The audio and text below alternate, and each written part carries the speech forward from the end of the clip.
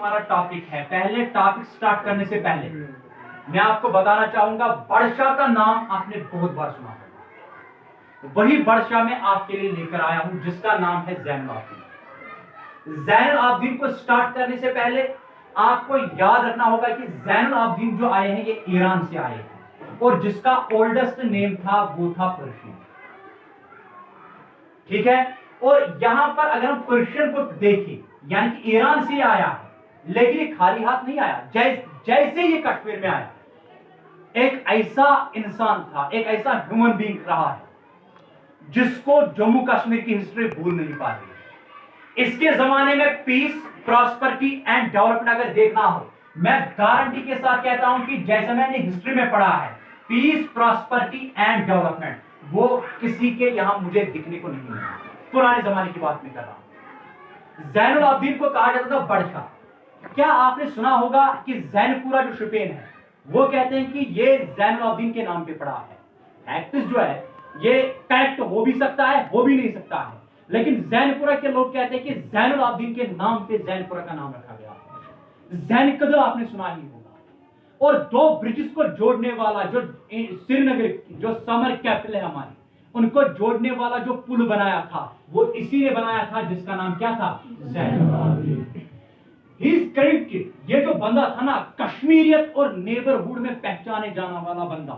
Kashmiriyat ties of neighbourhood, जितनी ज्यादा इसकी नेबरहुड में रिलेशन अच्छी थी साउथ एशिया में, उतनी ज्यादा किसी की नहीं रही, गारंटी के साथ कह रहा हूं। और ये सेकुलर माइंड रखता था। क्यों सेकुलर माइंड रखता था?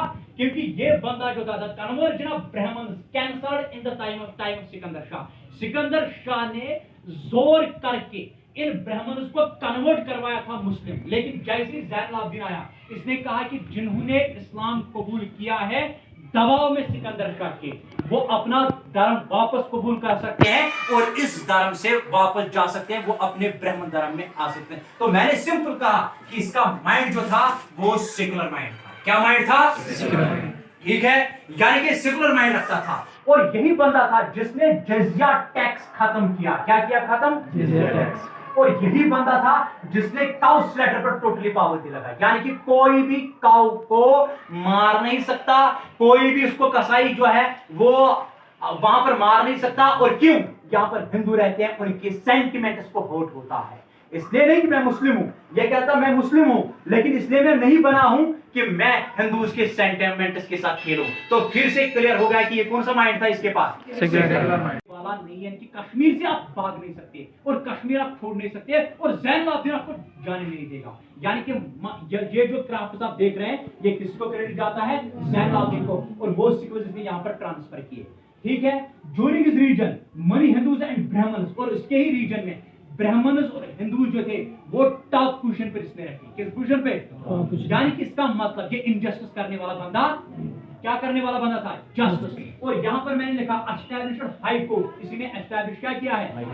किसने किया है? ज़ैनुल आबिदीन। ऑनेस्टी, कैरेक्टर सबसे ज्यादा बेहतरीन इसी के पास था। सिकंदर शाह जो था उसको कहा जाता है औरंगजेब ऑफ कश्मीर। क्या कहा जाता है?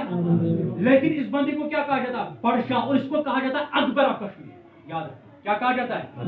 अगर क्वेश्चन है अकबर ऑफ कश्मीर किसको कहते हैं तो आप क्या कहोगे? ये क्लियर ऑब्जेक्टिव, एमसीक्यू क्लियर हो गया।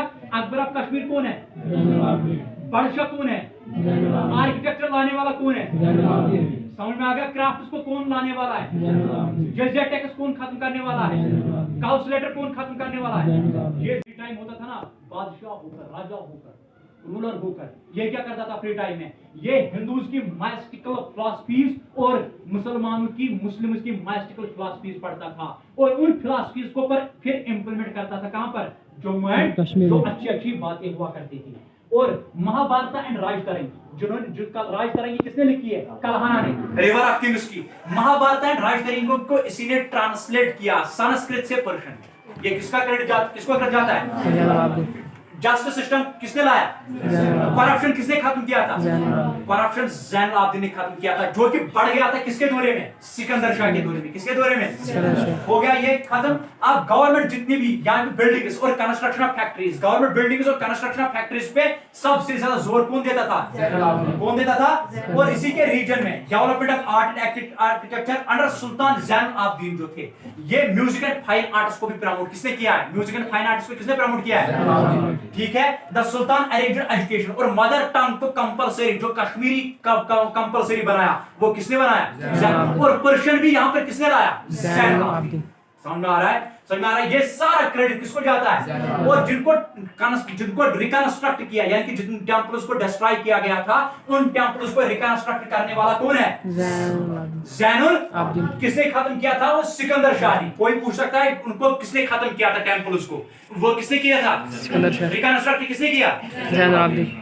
During his region, he brought back all the Hindus, और इसी के रीजन में तमाम हिंदू जो बाकी स्टेट में गए थे, भाग गए थे, इसने तमाम हिंदूज और ब्राह्मण्स को क्या लाया? वापस लाया। कहां पर?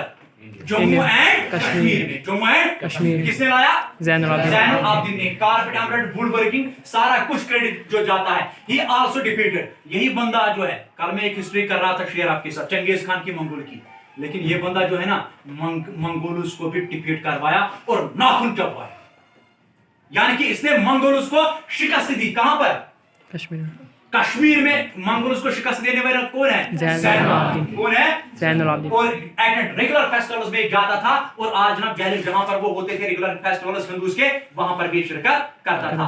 आई होप कि आपको बहुत अच्छी इंफॉर्मेशन मिली होगी किसके मुताबिक? ज़ैनुल आबिदीन। ऐसी कहानियां, ऐसी स्टोरीज और इस तरीके से ग्रेट पर्सनालिटीज के बारे में आपको एक एक पॉइंट बताऊंगा, ताकि आपका हर कोई टॉपिक जो है वो जम्मू कश्मीर हिस्ट्री रिलेटेड क्या हो जाए? क्लियर हो जाए। Thank you.